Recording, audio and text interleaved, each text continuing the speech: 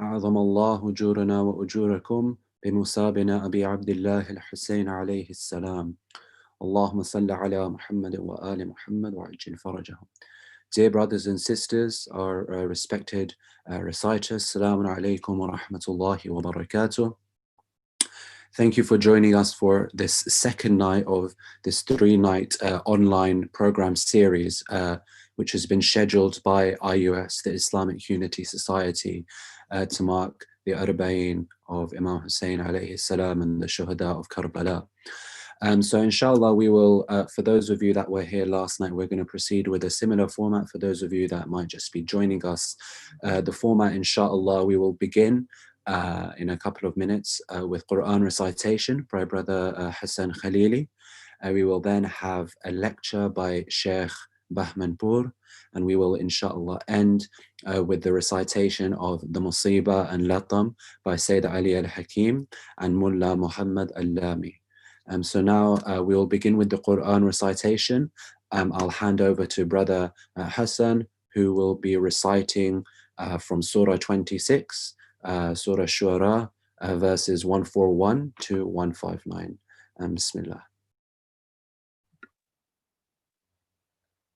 أعوذ بالله من الشيطان الرجيم. بسم الله الرحمن الرحيم. كذبت ثمود المرسلين إذ قال لهم أخوهم صالح ألا تتقون إني لكم رسول أمين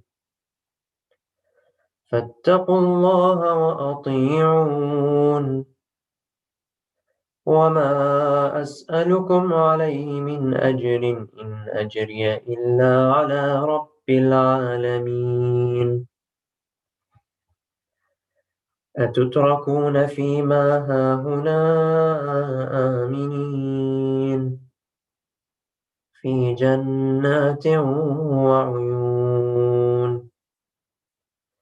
وزروع ونخل طلعها هضيم وتنحتون من الجبال بيوتا فارهين فاتقوا الله وأطيعون ولا تطيعوا أمر المسرفين الذين يفسدون في الأرض ولا يصلحون قالوا إنما أنت من المسحرين ما أنت إلا بشر مثلنا فأت بآية إن كنت من الصادقين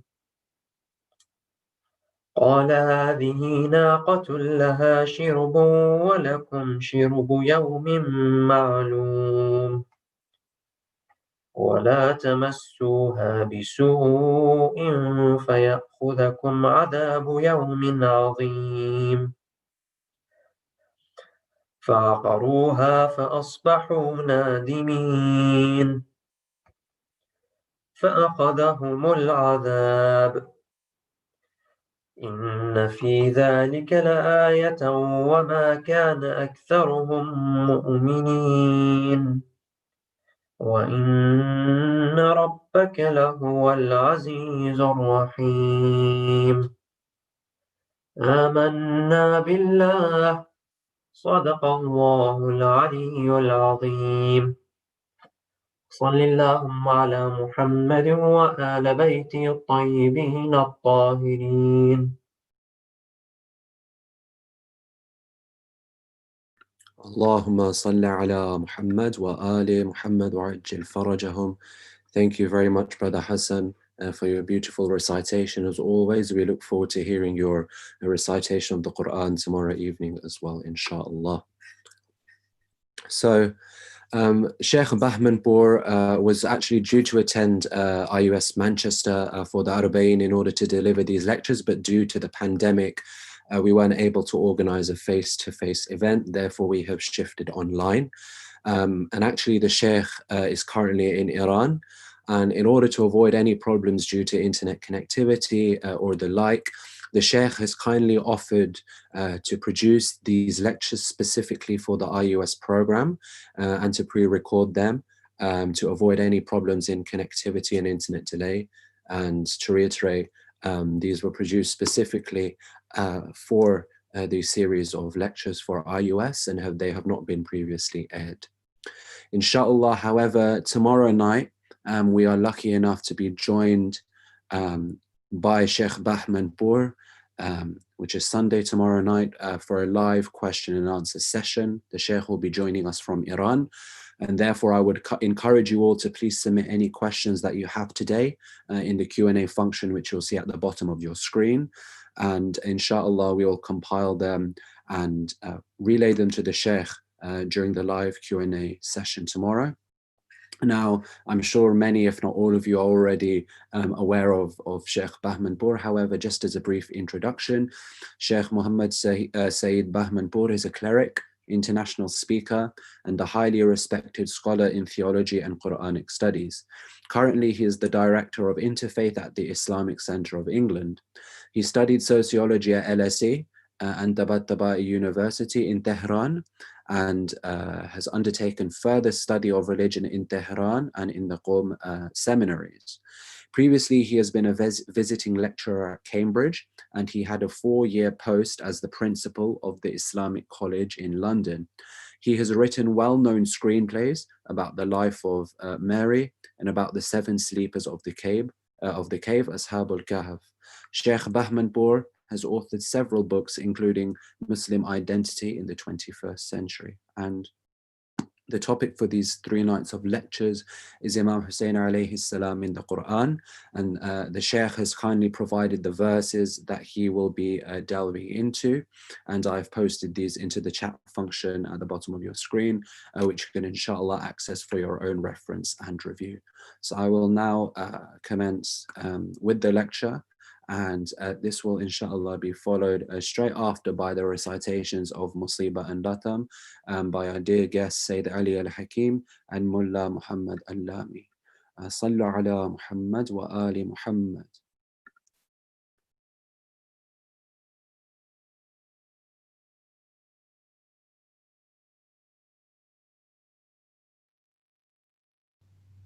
أعوذ بالله من الشيطان الرجيم بسم الله الرحمن الرحيم الحمد لله رب العالمين وصلى الله على سيدنا محمد وآله الطاهرين. Last night we discussed about 2 types of jihad mentioned in the Quran. Al-jihadu fi sabilillah wal-jihadu fillah. And we discussed about the difference between the two. And we said that al-jihadu fi sabilillah is one of the instances of jihad fillah. Al-jihadu fillah is a very wide concept. It includes everything which we do to get closer to Allah subhanahu wa ta'ala. And we discussed a couple of verses about jihad fillah, like وَالَّذِينَ جَاهَدُوا فِينَا لَنَهْدِيَنَّهُمْ سُبُلَنَا. However, we have one set of verses at the end of Surah Al-Hajj, which, as I said, the address is general. It addresses all believers. But the instances of these believers are very particular and is addressing only the elite among the mu'mineen, or the elite among the elite, which are the A'imma of Ahlul Bayt Alaihissalam, the cream of the believers. Now listen to these verses 77 and 78 of Surah Al-Hajj. أعوذ بالله من الشيطان الرجيم يا أيها الذين آمنوا اركعوا واسجدوا وَأَعْبُدُوا رَبَّكُمْ وَافْعَلُوا الْخَيْرَ لَعَلَّكُمْ تُفْلِحُونَ. O you who believe, irka'u. Ruku' may mean the showing the humbleness, dignifying the Lord. You know, our positions in Salat is very meaningful. In Salat, you know, when we start the Salat, we are standing. Then we go to Ruku' and then we go to Sujood. And this is one rak'ah. And we repeat this in other rak'ahs. Now, the qiyam or standing in Salat is sign of respect. When you see someone honorable, of course, you stand for them. You do not just sit in front of them, as is a custom of many nations. So here we begin our salat with respect of Allah subhanahu wa ta'ala by the qiyam, by standing before Him and reciting Surah Fatihatul Kitab and another surah, or Tasbihatul Arbaeen. And then we go to Ruku'. Ruku' is a ta'zeem, is dignifying Allah subhanahu wa ta'ala, acknowledging His honor. This is Ruku'. And after we have gone to Ruku', then we go to Sujood. And Sujood is an act of showing ubudiyah, tadallul. So we have qiyam, a sign of respect, and then ta'zeem in ruku', dignifying, and ta'abbud in sujood. So ruku' in itself is a very important element of worship. As we have the ayah ordering, commanding Maryam, warka'i ma'ar raka'in, and you bow, and that's the ruku', that's the ta'zeem of the Lord, with the raka'in, which one of the explanation of that is that the angels do ruku' as well at certain times, and you do that ruku' with them, warka'i ma'ar raka'in. Otherwise, of course, Maryam was not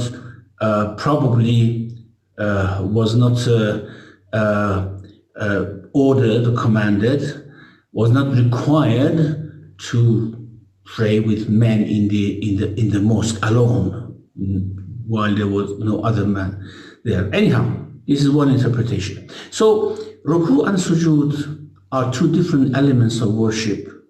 One is for dignifying the Lord, and the other for showing ta'abbud. And together, when we say warka'u, irka'u, wasjudu, may mean pray. Anyhow, ya ayyuha alladhina amanu ruka'u wasjudu wa'budu rabbakum, and worship your Lord. Of course, ruku' and sujood are main pillars of worship. However, it means that I mean something other than ruku' and sujood. It means that any ibadah, the meaning of ibadah is anything you do in obedience of the Lord is ibadah. You help someone in obedience of the Lord. You give charity in obedience of the Lord. You pray in obedience of the Lord. You study in obedience of the Lord. You go to your business in obedience of the Lord, because we are commanded to earn bread for our family, isn't it? So that is ibadah as well. So ibadah has a very wide meaning. Apart from ruku' and sujood, apart from salat, I want your ibadah in all other aspects. And ibadah initially means obedience. أَلَمْ أَعْهَدْ إِلَيْكُمْ يَا بَنِي آدَمَ أَلَّا تَعْبُدُوا الشَّيْطَانَ إِنَّهُ لَكُمْ عَدُوٌّ مُبِينٌ وَأَنِ اعْبُدُونِي هَذَا صِرَاطٌ مُسْتَقِيمٌ. Did I not command you, O children of Adam, that you should not worship shaitan? Well, we do not worship shaitan in the common sense. Worshipping shaitan is obeying him. And ubuduni means you obey me. So, يا أيها الذين آمنوا اركعوا واسجدوا واعبدوا ربكم وافعلوا الخير لعلكم تفلحون. You see, ibadah is فعل الخير. Again, وافعلوا الخير has come to signify افعلوا الخير. It is just the social aspect of worship. لعلكم تفلحون. وجاهدوا, this is what I wanted to to emphasize. وَجَاهِدُوا فِي اللَّهِ حَقَّ جِهَادِهِ. And struggle in Allah, not in the way of Allah. Well, we may say in the cause of Allah, the way He deserves Him, حَقَّ جِهَادِهِ, or the way this jihad should be. Now, this is not something that we can do. We never can fulfill حَقُّ جِهَادِ اللَّهِ, as we never can fulfill حَقُّ شُكْرِ اللَّهِ or حَقُّ عِبَادَةِ اللَّهِ. جَاهِدُوا فِي اللَّهِ حَقَّ جِهَادِهِ هُوَ اجْتَبَاكُمْ. He has chosen you. Well, who are the chosen ones? It's not the Ummah of Islam. In this Ummah there are criminals. In this Ummah there are culprits of all sorts of evil. Well, the Ummah is chosen because there are certain core believers who have full belief in Allah, full knowledge of Allah. Then because they are chosen, the Ummah around them are chosen as well. That's the meaning of choosing someone. It's not in the sense that the Jews say that we are the chosen people of Allah, no matter what we do. No, of course, if we reject obeying Allah, then we are not the chosen people anymore, the Muslims. But this is not about choosing the Ummah. This is about choosing particular people among the Ummah. That's why I say the address of this verse is particularly going to Ahlul Bayt Alaihissalam of the Prophet, peace be on him. وَجَاهِدُوا فِي اللَّهِ حَقَّ جِهَادِهِ هُوَ اجْتَبَاكُمْ وَمَا جَعَلَ عَلَيْكُمْ فِي الدِّينِ مِنْ حَرَجٍ مِلَّةَ أَبِيكُمْ إِبْرَاهِيمَ. This is the religion of your father, Ibrahim. Again, this makes it very particular. It doesn't include all Muslims. It includes particular members of this community. هُوَ سَمَّاكُمُ الْمُسْلِمِينَ. He has called you Muslimin min qabl wa fi hadha. In ancient times, He called you Muslimin. And in this book also, I have quoted Him and have called you Muslimin. When did Ibrahim alayhi salam call a group of people Muslim? When he was raising Kaaba. وَإِذْ يَرْفَعُ إبراهيم القواعد من البيت وإسماعيل ربنا تقبل منا إنك أنت السميع العليم. When Ibrahim and Ismail were raising the walls of the house, and they said, Ya Allah, accept from us. It was their duty to do it. They could not hire someone to do it. Allah wanted the purest hands and purest hearts to raise these walls so that it remains, the soul of Ibrahim remains there in these walls and in this house. So when they were raising the walls of the house, وَإِذْ يَرْفَعُ إِبْرَاهِيمُ الْقَوَاعِدَ مِنَ الْبَيْتِ وَإِسْمَاعِيل, they said, Ya Allah, accept us. رَبَّنَا. Now look at the dua. Look at the dua when they were doing the purest type of obedience of Allah subhanahu wa ta'ala. رَبَّنَا وَاجْعَلْنَا مُسْلِمَيْنِ لَكَ. Make me and Ismail two Muslims. Here, Muslim doesn't have that sort of conventional meaning. Ibrahim is now a Rasul, an Imam, because Allah gave him Imamah at the old age. Now it was the old age. Now it was the time when Ibrahim had passed all tests. And then he said, Ya Allah, make me a Muslim. And Ismail. So this Islam is very different from we say Islam is beginning of the faith, isn't it? One person should accept or acknowledge the tenets of Islam, and then when they practice it, when they believe in it, they are mu'minun. So Iman is above Islam. But this one is different. This is what they are asking, is the submission, total submission. Not only submission in the heart, but the submission in the deepest layers of their souls. That's what they wanted. You know, submission has levels. We, of course, are Muslims, we are mu'minun, inshallah, we are submitted to Allah subhanahu wa ta'ala. But when we go through tests, severe tests, then we see that there are some parts, some deep layers in our soul which is not yet submitted, cannot accept, does not want to accept. So this Islam that they are talking about is the highest level of submission. رَبَّنَا وَاجْعَلْنَا مُسْلِمَيْنِ لَكَ وَمِنْ ذُرِّيَّتِنَا أُمَّةً مُسْلِمَةً لَكَ.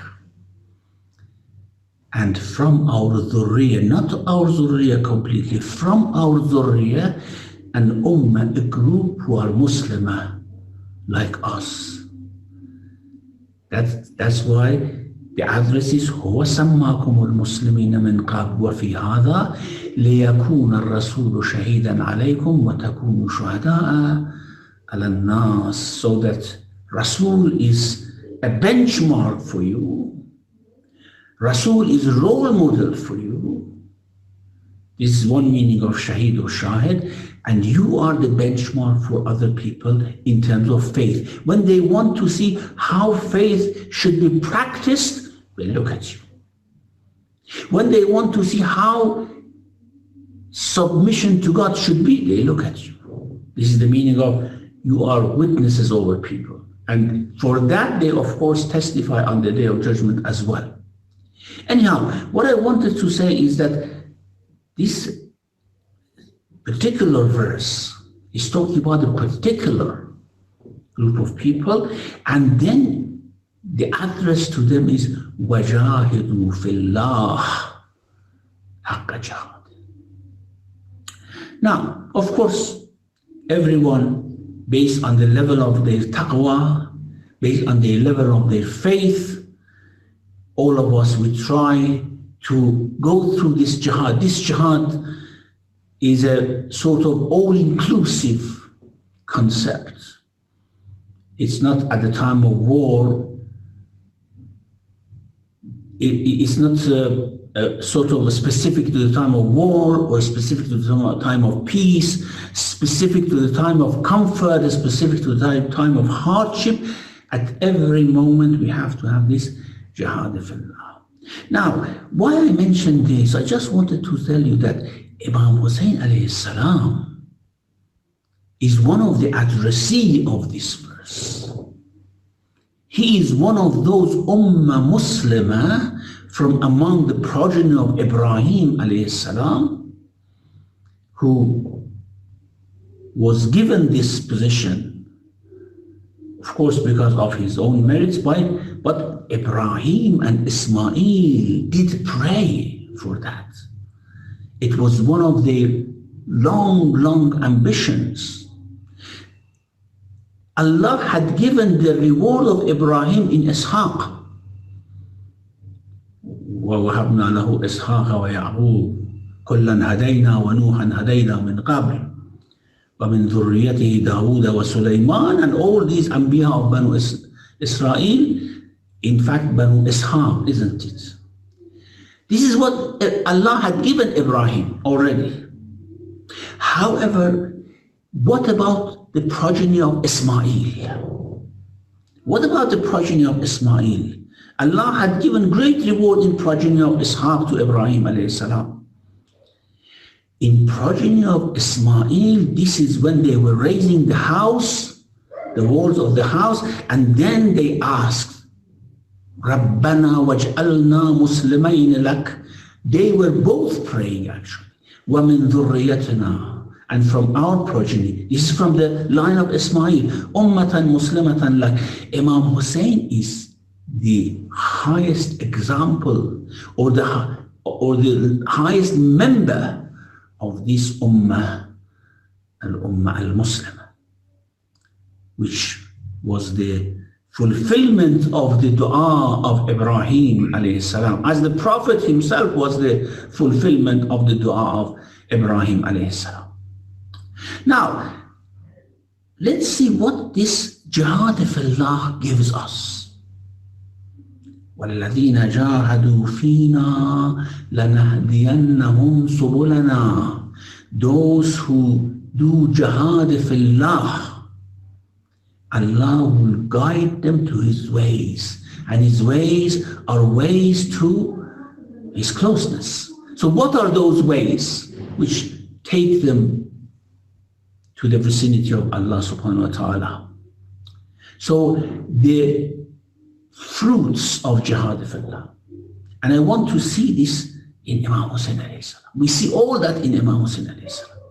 Now, one of the first things that we see as a fruit of jihad fillah, or the most important thing, the cream of all rewards, the highway of all those subul to Allah subhanahu wa ta'ala, is ma'rifatullah. You are given ma'rifah of Allah, not ma'rifah that you read in books. Not you say that, for example, okay, Allah has positive names, positive qualities, negative qualities, sifatul salbiya, sifatul ijabiyya, then Allah has asma'ul jalaliyya, asma'ul jamaliyya. These are what we read in the books. No. Something deeper.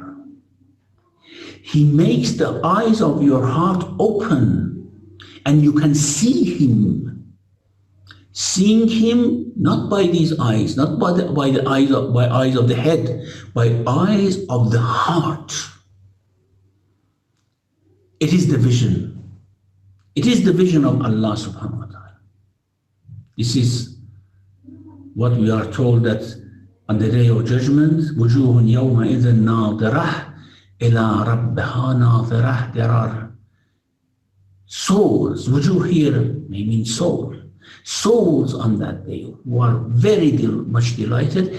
They look at their Lord with the eyes of the heart. And this is possible for some people in this world. And that's why when Imam Ali alayhi salam was asked, have you seen your Lord? He said, I never have worshipped a Lord that I have not seen. It means right from the beginning, from childhood, the eyes of the heart of Imam Ali was open, and he could see the presence of Allah around him. Okay, the first thing is ma'rifatullah. That ma'rifah which comes into the heart. This is the first and foremost blessing of the knowledge of God.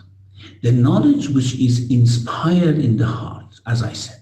Now, look, I want to give one very, of course, simple example from the dua of Arafah of Imam Hussain alayhi salam. Well, this dua, at the time of Hajj, Imam Hussain alayhi salam was in Arafat, and in Arafat he was accompanied by some of his disciples. He went close to Jabal al-Rahmah and he recited this dua. It was something which coming from his heart, not something remembered or anything like that. Of course, it was not the Hajj in which he left before Arafat. One Hajj, whether it was during Imam Hassan's time or later on, we don't know. Now, some parts of this dua, O He who is the best of all those who are besought, and most merciful of all those whose mercy is sought. This is not something, of course, we read this, we learn it, we memorize it, but he sees that. It's a vision of him. It's an experience of his heart. O He from whom the closing of eyelids cannot be hidden, nor are the glances of eyes, nor is that which settles in the unseen. nor are things vanished under the secrets of hearts. Verily, all that has been encompassed by your knowledge and covered by your forbearance. All glory be to you and exalted be you above all that the wrongdoers say in high exaltation, declaring your glory are the seven heavens, the layers of the earth and all beings therein. This is great knowledge, isn't it? Declaring your glory are the seven heavens, the layers of the earth. There's not a thing but celebrate your praise. They see it. As Allah says in the Quran about Dawood Alaihissalam, Ya Jabal Awwabi Ma'ahu. When Dawood starts praising me, O mountain. Dear brothers and sisters, apologies. There's just been an issue on my end, so from what I can tell, the video seems to be lagging a bit. So I'm going to quickly hand over to Brother Jawad, who will share the lecture, and we'll continue from where we left off. Please do bear with us. Thank you.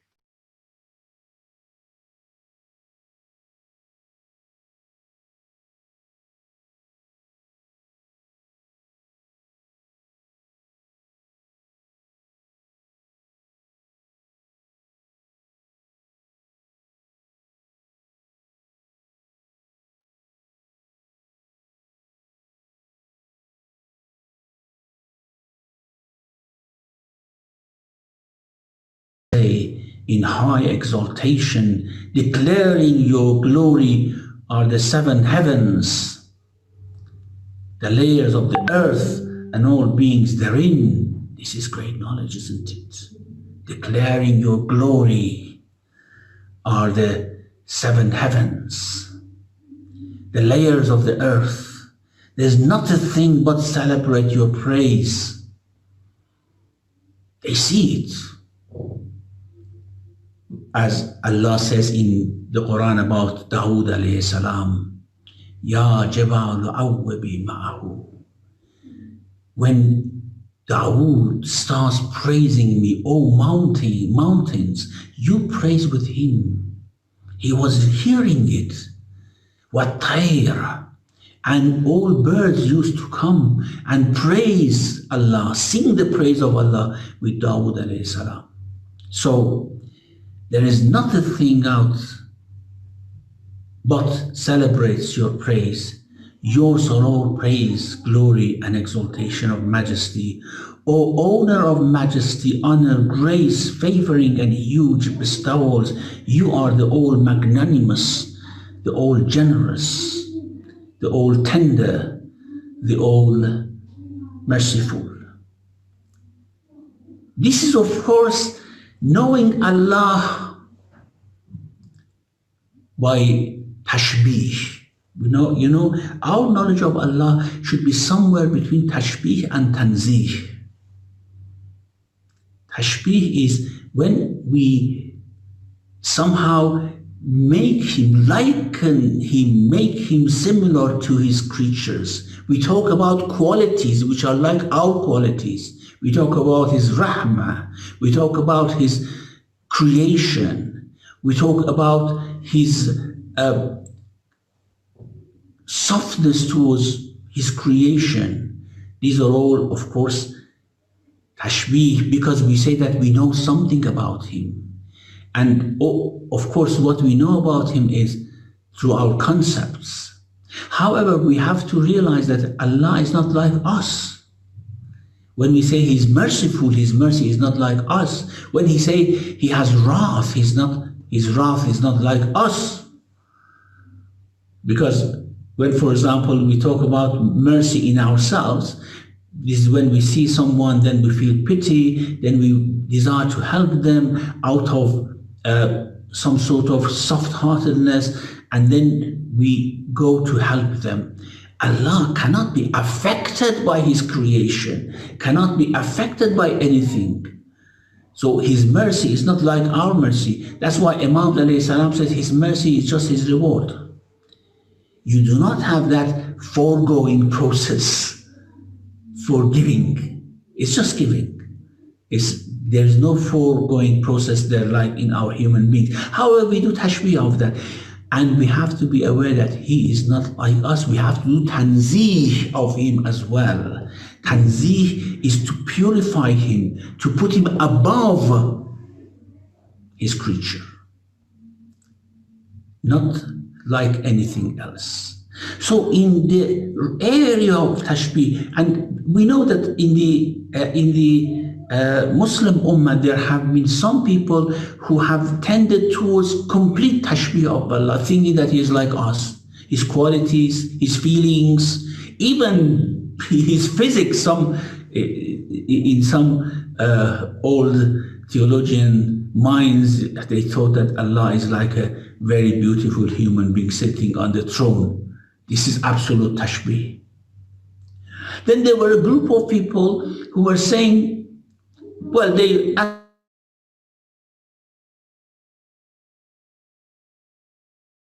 we cannot know anything about Allah, nothing, because He's not like us, He's beyond us. Ta'til means just shutting down our understanding of Allah subhanahu wa ta'ala. This is ta'til. So there were some people on that extreme, some in this extreme. However, our A'imma have taught us that we have to thread the middle way. And the middle way is what? That, of course, we need to talk about Him. وَلِلَّهِ الْأَسْمَاءُ الْحُسْنَى فَادْعُوهُ بِهَا. Allah has beautiful names. Call Him by those names. When we call Him by those names, we are actually bringing Him into area of tashbih. But be careful, subhanallah. He is beyond all that. He's pure. He's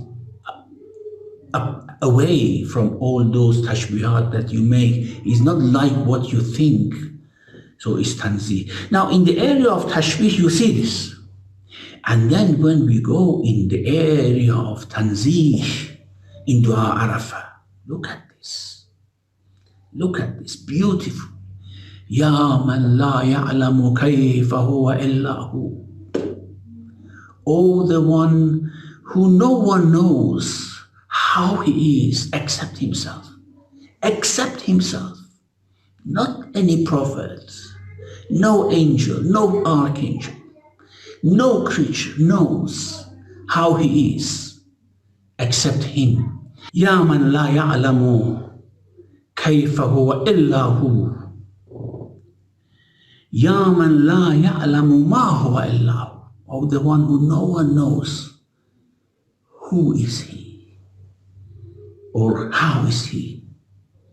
Ma huwa. What are his qualities? No one knows. Ya man la ya'lamuhu illa hu. You see, this is beautiful. This is the knowledge we gain from A'imma alayhimus salam. This is where we need A'imma alayhimus salam. This is where we need him. We need Imam Hussain. We need our A'imma to tell us about God, both in the area of tanzih and in the area of tashbih, so that we do not fall in the pitfall of any of those things. Okay, the second thing that this jihad fillah can give us is humility and humbleness. Humility and humbleness. In Surah An-Nahl, Allah gives some description of Ibrahim alayhi salam. Inna Ibrahim. You know, Ibrahim is the sort of protagonist of the Quran, is the hero of the Quran. And Allah says,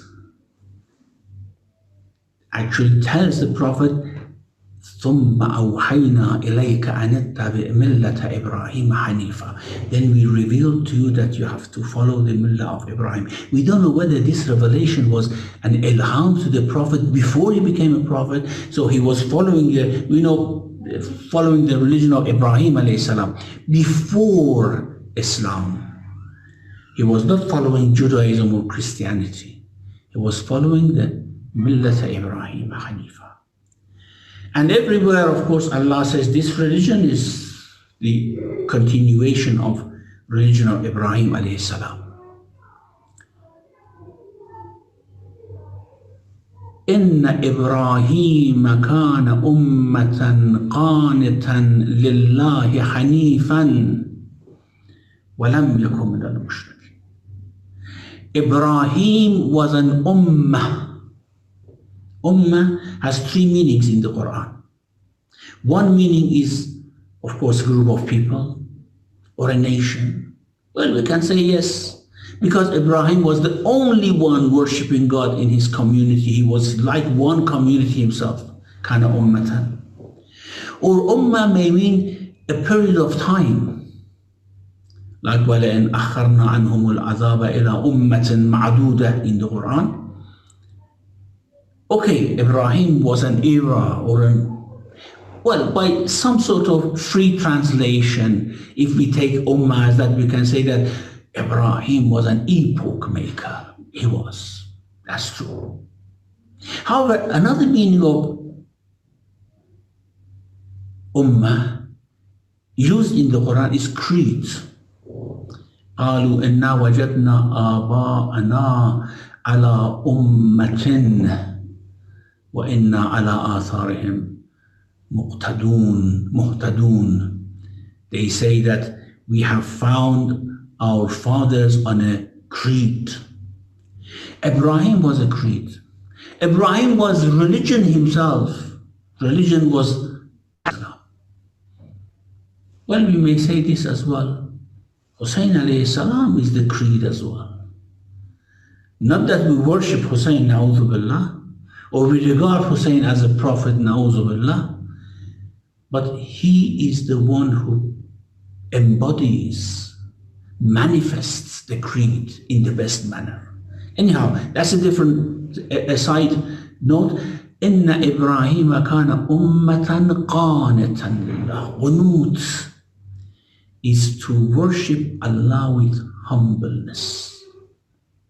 This is qunut.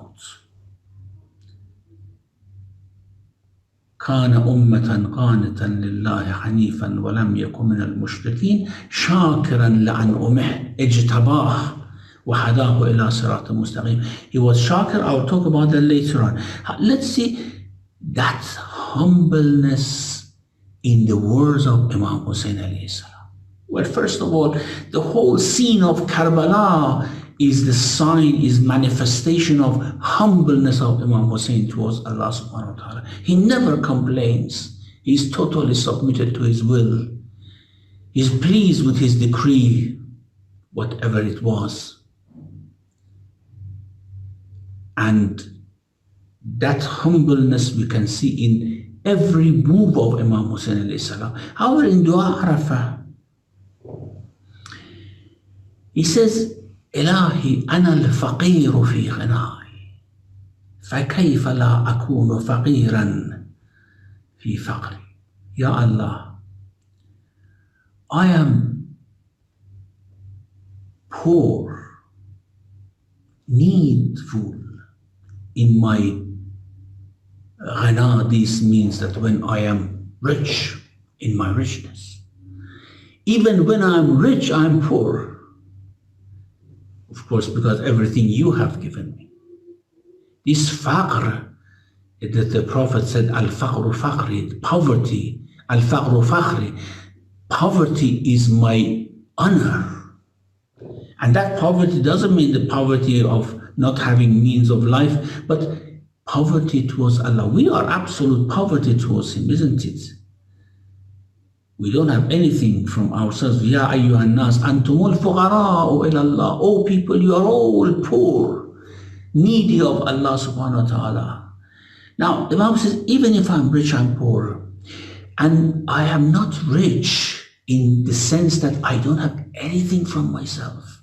Even if I had things from myself, I was poor. compared to you. Now that I'm poor completely, فكيف لا أكون فقيرا في فقري. إلهي أنا الجاهل في علمي. Even when I know I'm jahil. Why? Because you remember what he said? يا من لا يعلم كيف هو إلا هو. Oh, the one who no one knows how he is but he. Even who is more knowledgeable about Allah than Imam Hussain Alaihissalam, who has gained that knowledge from the Prophet, peace be on him. But he says, even in that I'm jahil. فَكَيْفَ لَا أَكُونُ جَهُولًا فِي جَهْلِ. Now, if you attribute me to ignorance, it's true. And in that I am jahul as well. Ilahi man kanat. Look at humility and humbleness. This is why they did istighfar every day. This is why they cried before Allah every night. Ilahi man kanat mahasinuhu masawi. Ya Allah, the one whose good acts are sinful. Sinful in the sense that they're short, they fall short of what you deserve. And kanat mahasinuhu masawi. When we talk about ourselves, of course, even our salat is a sayyah. I mean, we pray to Allah subhanahu wa ta'ala 5 times a day, but our mind is somewhere else. This is a sayyah. Although Allah will reward us His kareem, however, if we want to judge ourselves, yes, this is not the way we have to talk to God. This is not the way we have to dedicate ourselves to Allah subhanahu wa ta'ala. So in our sense, it is very, very true. Man kanat mahasinuhu masawi. Now Imam Hussain looks at himself like that as well. Ya Allah, the one whose mahasin, whose good acts is also masawi, sayyat. فَكَيْفَ لَا تَكُونُ مَسَاوِيهِ مَسَاوِي. But I have lots of masawi, sayyat. This is how he sees himself, out of humbleness and humility. Not that he has any sayyat. So what about the sayyat? What should I say about them? And the final thing, beautiful. وَمَنْ كَانَتْ حَقَائِقُهُ دَعَاوِي. The one whose real being, whose very existence is a claim. It's true. We claim that we exist. Our existence is pumped to us minute after minute by Allah subhanahu wa ta'ala. He is keeping us. So when I say I exist, it's just a claim.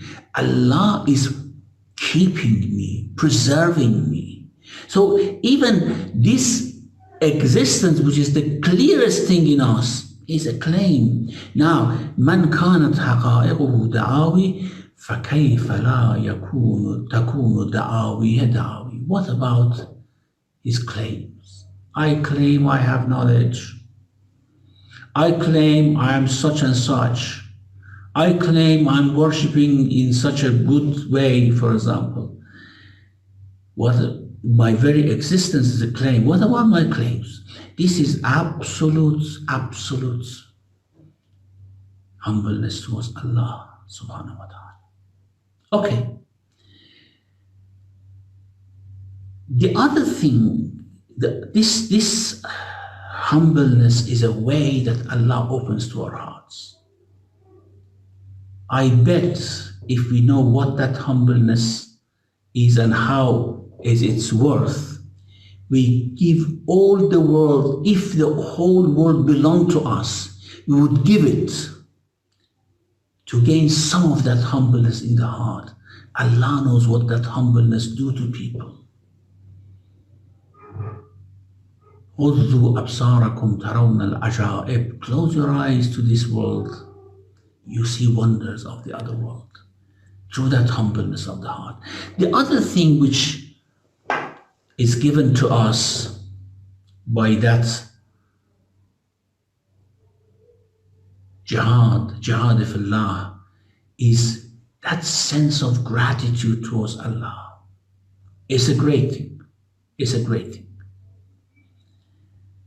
ما أراد الله والله ما أراد الله من الناس إلا خصلتين. This is a hadith from Imam Sadiq Alaihissalam.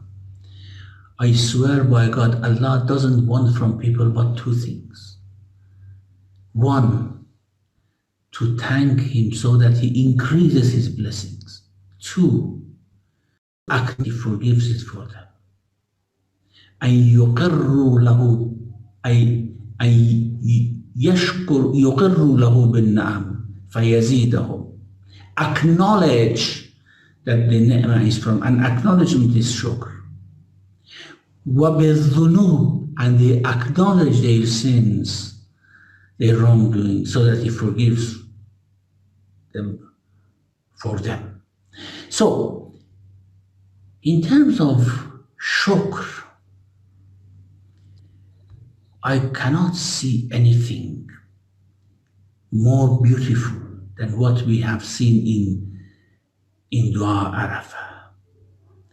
The way Imam counts the blessings of Allah subhanahu wa ta'ala. The way he just very delicately look at what Allah has placed in his body, just in his body. Very beautiful. Let me read some of them for you.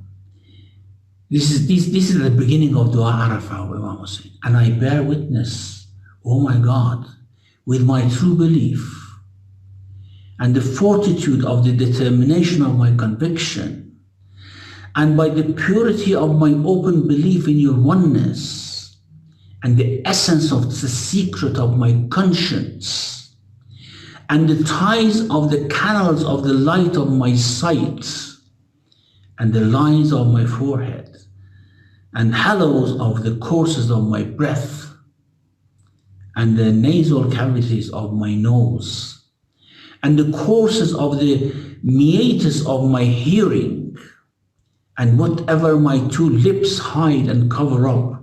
Look how delicately, in detail, he's looking at the bounties of Allah just in his body. And the motions of the vocalization of my tongue, and the sockets of the palate of my mouth and jaw, and the matrices of my dents, and the tasting of my food and my drink, and the carrier of my skull, and the tube of the tissues of my neck, and what is included by the cloak of my chest, and the carriers of the cord of my aorta, and the cords of the pericardium of my heart, and the pieces of the retinues of my liver, and that which is included by the cartilages of my ribs, and the cavities of my joints, and the interactings of my organisms, and the extremes of my fingertips, and my flesh, and my blood, and my hair, and my skin, and my nerve, and my sinews,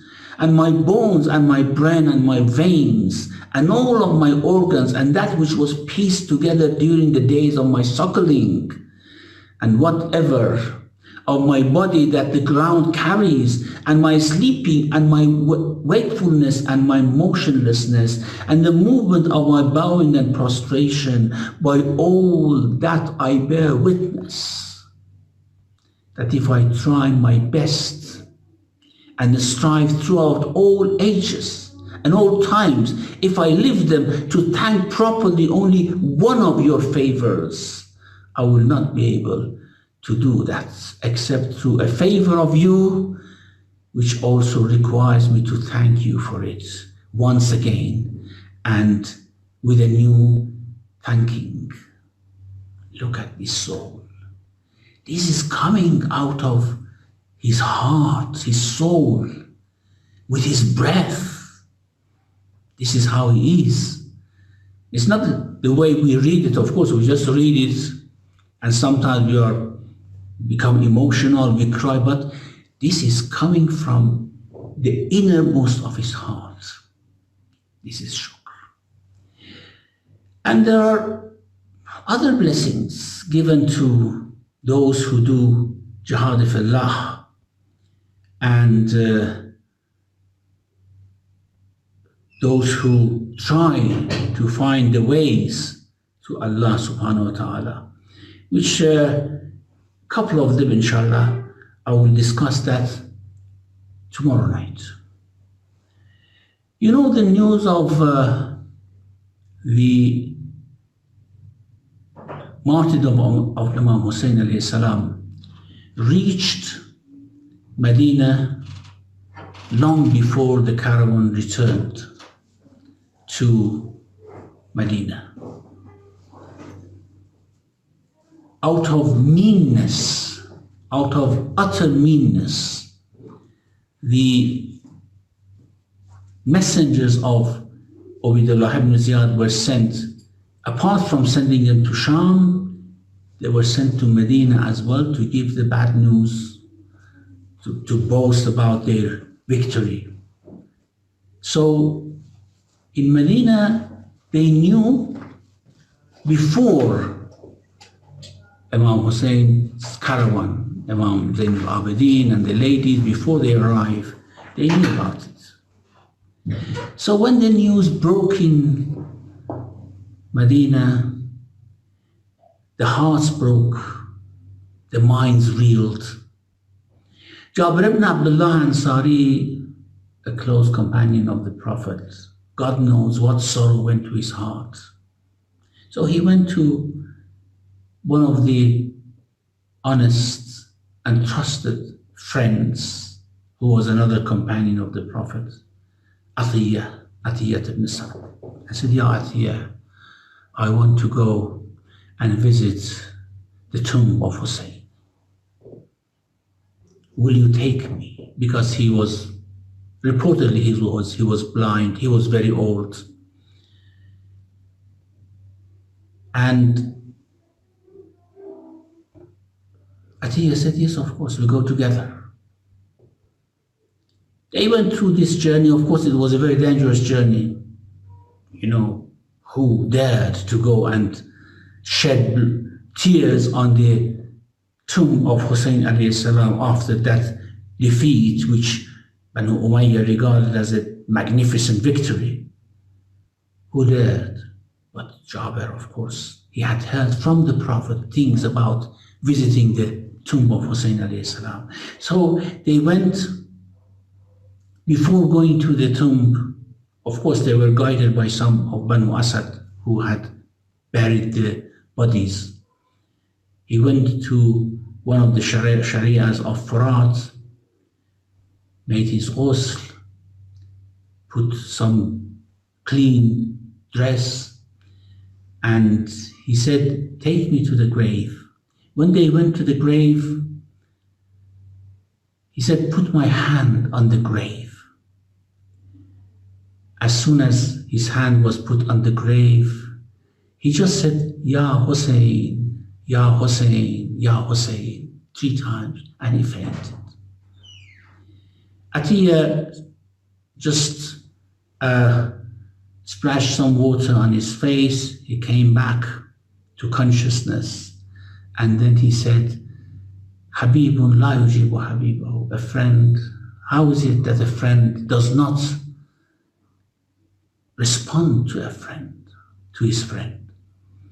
And then he said by himself, Ya Jabir, how should Hussain respond to you while his body is here and his head is going round the cities by that cruel bunch of people? وَسَيَعْلَمُ الَّذِينَ ظَلَمُوا أَيَّ مُنْقَلَبٍ يَنْقَلِبُونَ رَبَّنَا لَا تُزِغْ قُلُوبَنَا بَعْدَ إِذْ هَدَيْتَنَا وهب لنا من لدنك رحمة إنك أنت الوهاب وصلى الله على محمد وآله الطاهرين. أعوذ بالله من الشيطان الرجيم.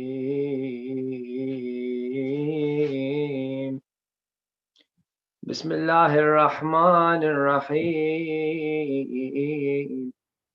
السلام عليك يا أبا عبد الله وعلى الأرواح التي حلت بفنائك. عليك مني سلام الله أبدا ما بقيت وبقي الليل والنهار، ولا جعله الله آخر العهد مني لزيارتكم. السلام على الحسين وعلى علي بن الحسين وعلى أولاد الحسين وعلى أصحاب الحسين. Take your minds to when Zainab returned to Karbala. She laments and complains to her brother Abbas, as if she says poetically, "Gone are the days when my head I held high, knowing Abbas stood by my side, towering over me, the lion of Bani Hashim. And how much did they cut your body, oh my beloved? Your grave as small as the one we dug for Ruqayya. And now your body scattered on the desert plains of Karab and Wabala. As if Abbas responds to Zainab from beyond the grave, darling Zainab, not for 1 second did my soul leave your side as you were transported from city to city. I witnessed every sigh and scream you uttered each time you fell onto the ground from exhaustion. Whenever the shackles would rub against your skin and burn you, every time the whips of the enemy hit my back, through all of this it would break my heart as you would call my name. But I could not respond. I would try and summon my body back together to assist you. But how, O Zainab, when my limbs were torn into pieces, my right hand on one side and my left on another, each would shake on the plains of Karbala. And every time I witness your fate and call upon them, my head raised on a spear, and an arrow remains in my eye. Ajarakumullah, the ladies each would go to the resting places of their loved ones. Layla would rush towards her Akbar, and Ramla towards her son Qasim. Oh, mothers, think of how you would rush if your children had died to their graves. They say no parent should have witnessed the death of their child. But I respond with no parents witness what these mothers witnessed on the 10th of Muharram. 3 days passed by, and Imam as-Sajjad began preparing to leave Karbala. He was approached by some people who asked him, "Oh Imam, why do you leave so soon? Let these women remain and mourn the deaths of their beloved family members and spend time by the graves." The Imam responds, "O people, you do not see what I see. O people, I see my Aunt Zainab rising from one grave and going to another. I fear if we remain here, my Aunt Zainab will die." I pause here and ask you, how many horrific incidents did these two witness in their lives? what tragedies they saw and dealt with. Zainab watches as her father's rights are taken from him. She witnesses the battles he partakes in. Then she sees what they did to her mother behind the door. She witnesses as Muhsin lays lifeless on the floor. The first bowl with the liver of Hassan al-Mujtaba. Then the tragedies on the 10th of Ashura, followed by the looting of the tents and being taken captive onto Sham Ghariba.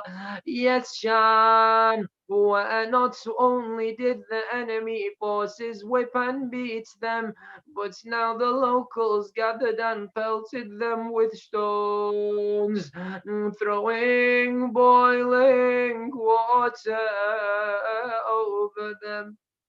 But then came the second bowl. This bowl contained the severed head of Hussain. But at least Imam al-Hassan told Hussein to hide the contents of the first bowl from Zainab. I ask, who was there to hide the bowl with the severed head of Abu Abdullah from Ruqayya and Zainab? Who hid that bowl from them when the wretched man tells this young girl to look beneath the covering? The small hands of the orphan child as she removed the cover and lays eyes on her father's severed head, covered in blood and wounds. She embraced the head of her father, talked to it, complaining to her father for what's happened to her. She cried out, who is the one who drenched your beard with your blood? Who was the one who cut off your head from your body? But I ask, how did Zainab bear to see this? How did Sajjad see his little sister collapsed onto the head of the father? ورقيا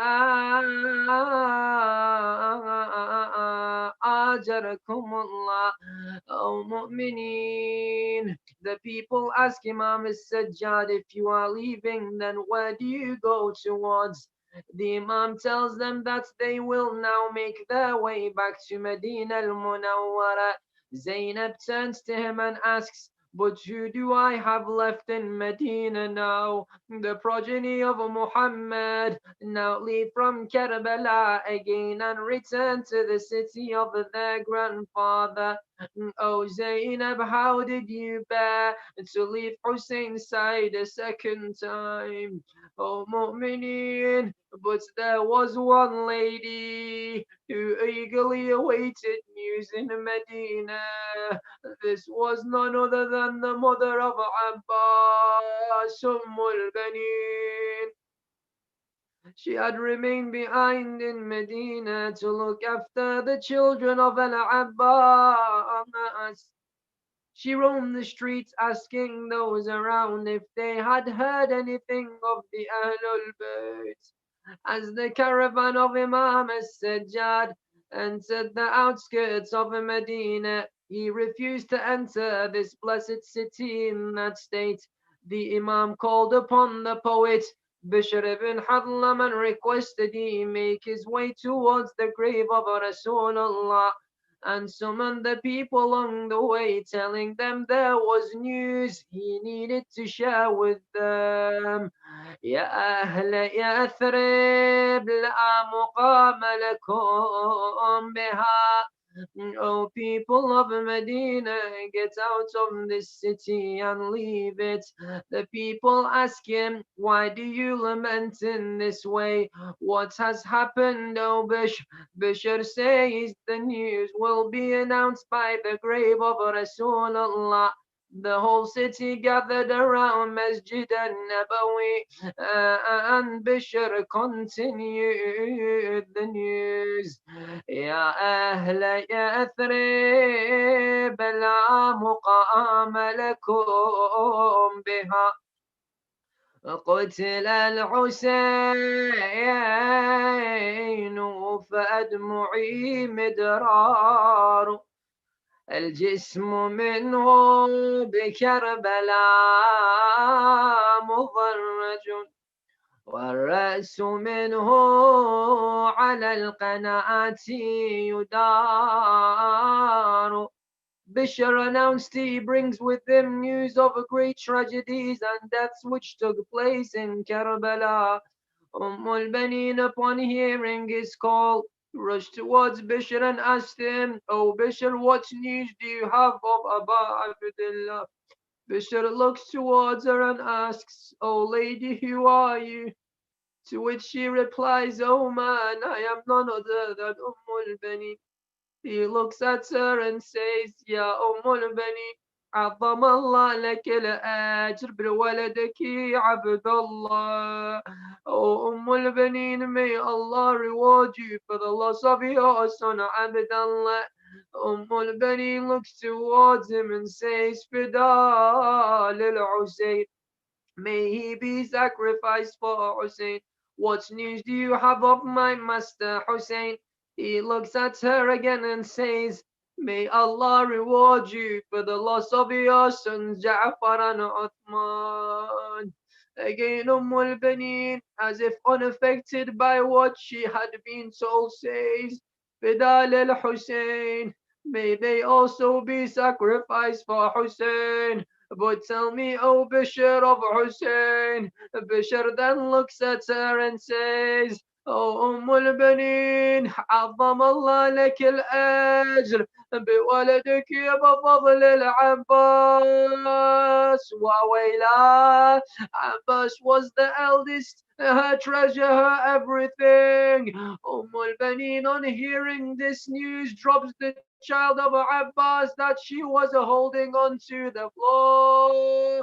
She too fell to the floor, screaming, "Oh man, I beg you, please just tell me of my dear Hussein." Bishr cried out to her, "But your Abbas has been slain."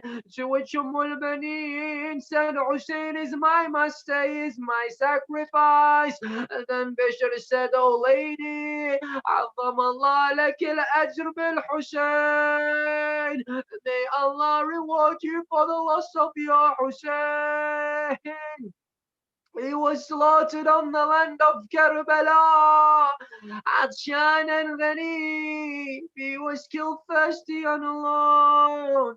al-Banin rushed towards the house of Sayyida Zainab. Fidda has been instructed to not let anyone inside except from the family members. But when Sayyida Zainab saw al-Banin coming towards the house, she told Fidda, "This is al-Banin. She is from within the house." al-Banin and Sayyida Zainab embraced each other. Sayyida Zainab knew the relationship she had with Al-Abbas. She tells her, "May Allah reward you and give you strength over your son Abbas." But what does al-Banin say? She says, "Just tell me of Hussein." Zainab says, "I witnessed Shimon sitting on the chest of my brother Hussein. I begged him not to sever his head, but he pulled out a dagger, and whilst Aba Abdullah struggled, Shimon hacked off his head."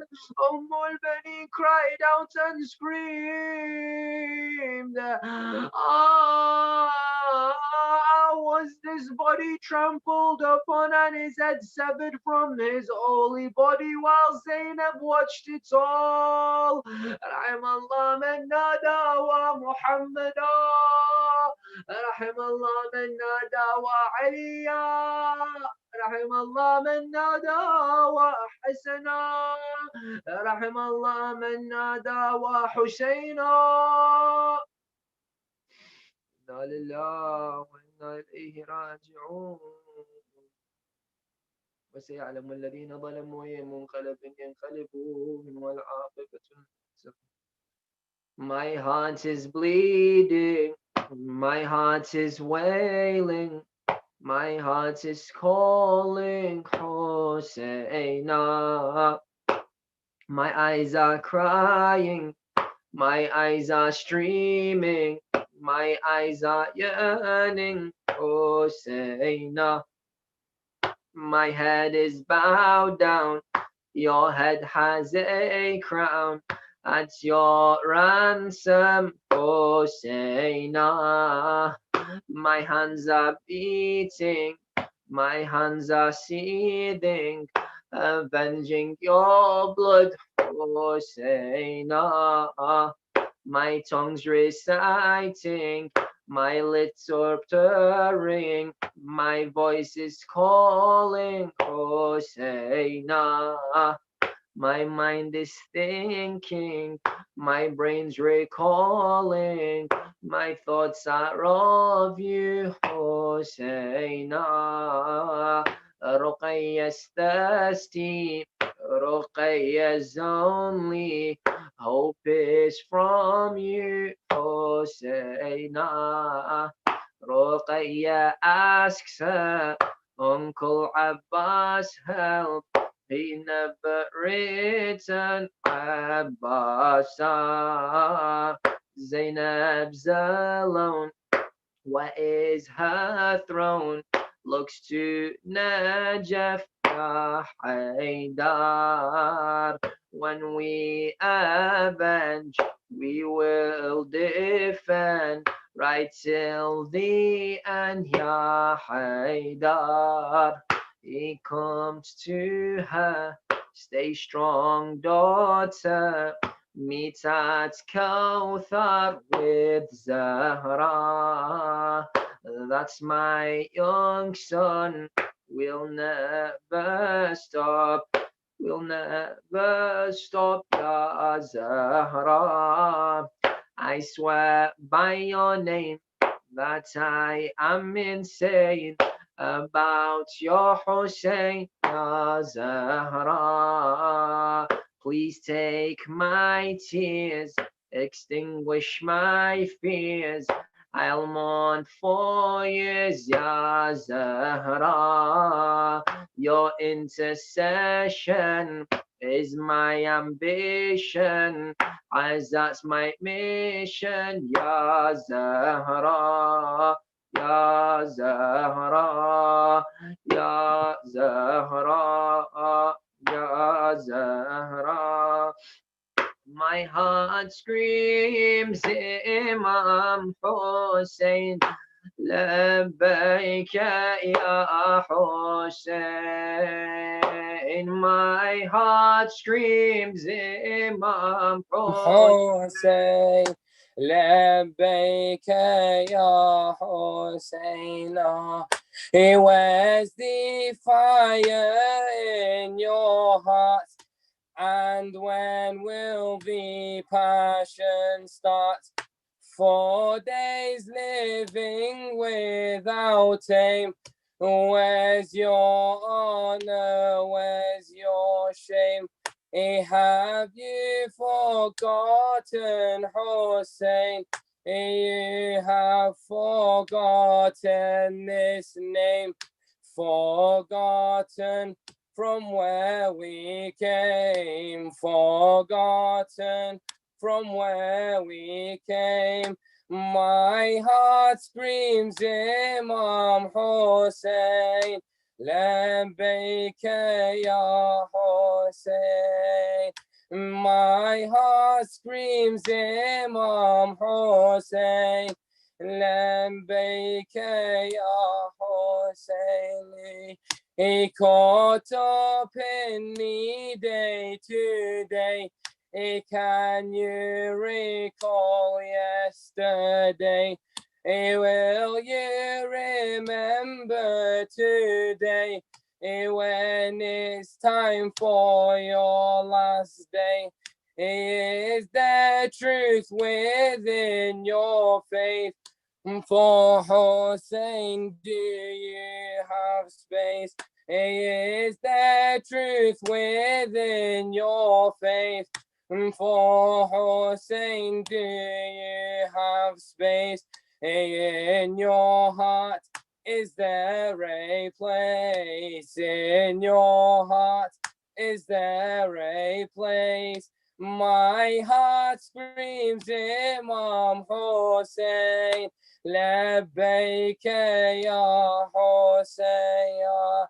My heart screams Imam Hussain, لبيك يا Hussain. Hussain cried out, follow me. But there were not so many. Did they all die on that day, forgotten from memory? In the midst of Karbala, Hussain called us from afar. Are we still not his Ansar? Are we still not his Ansar? My heart screams Imam Hussain, لبيك يا Hussain. My heart screams Imam Hussain, لبيك يا Hussain. It's so easy to forget all the cries and the bloodshed, all the sand that was stained red, and Hussein's own severed head. But never let it be said that Hussain we will forget. But never let it be said that Hussain we will forget. My heart screams Imam Hussain, لبيك يا Hussain. My heart screams Imam Hussain, لبيك يا Hussain. بسم الله الرحمن الرحيم. اللهم صل على محمد وآل محمد. اللهم كن لوليك الحجة ابن الحسن صلواتك عليه وعلى آبائه في هذه الساعة وفي كل ساعة وليا وحافظا وقائدا وناصرا ودليلا وعينا حتى تسكنه أرضك طوعا وتمتعه فيها طويلا برحمتك يا أرحم الراحمين. بسم الله الرحمن الرحيم. أما يجيب المضطر إذا دعا ويكشف السوء. أما يجيب المضطر إذا دعا ويكشف السوء. أما يجيب المضطر إذا دعا ويكشف السوء. أما يجيب المضطر إذا دعا ويكشف السوء. أما يجيب المضطر إذا دعا ويكشف السوء. يا الله يا الله يا الله. اللهم بحق المضطر جب المضطر ونحن المضطرون يا الله. اللهم شافي كل مريض بحق مريض كربلاء زين العابدين. ورحم الله من قرأ سورة الفاتحة لكل المؤمنين والمؤمنات لا سيما أموات الحاضرين. تسبق الصلاة على محمد وآل بيته الطيبين الطاهرين. اللهم صل على محمد. اللهم صل على محمد وآل محمد وعجل فرجه.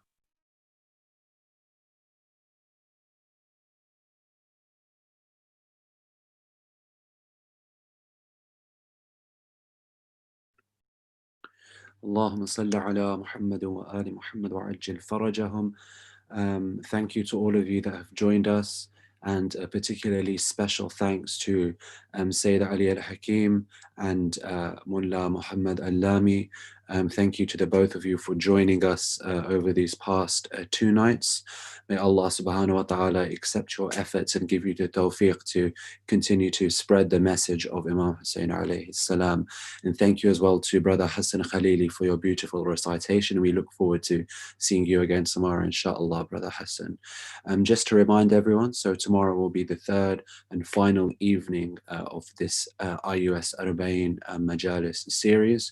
So inshallah tomorrow we will have the final lecture from Sheikh Bahmanpur, and we are lucky enough tomorrow inshallah following the lecture to be joined by the Sheikh live from Iran, where we will have an interactive Q&A session with him. So please do join us, particularly on Zoom, where you will be able to submit your questions. Please come prepared with your questions. We already have some that we have saved and we'll relay to the Sheikh. So inshallah tomorrow at the same time of 8 p.m. We look forward to seeing you then. Until then, inshallah, everyone please stay well and stay safe. Wassalamu alaikum wa rahmatullahi.